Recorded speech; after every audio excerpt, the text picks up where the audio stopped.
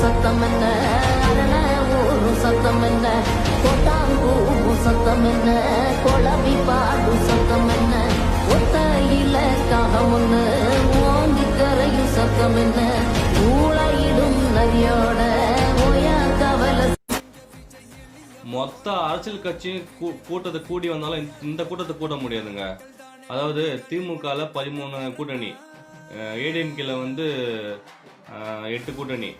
So அதாவது மற்ற கட்சிலாம் சேர்க்காம இவங்க கூட்டணி மட்டும் 21 கூட்டணிங்க. மற்ற எத்தனை கட்சிங்க வந்தாலும் சரி இந்த அளவுக்கு மக்கள் கூட்டத்தை கூட்டவே முடியாது.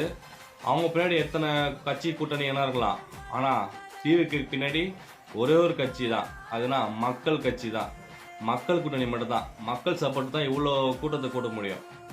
அப்போ மக்கள் ஆதரவு அண்ணனுக்கு இருக்குது, தளபதிக்கு இருக்குது. 2026 டிவிக்கே ஆட்சி அமைக்கும்.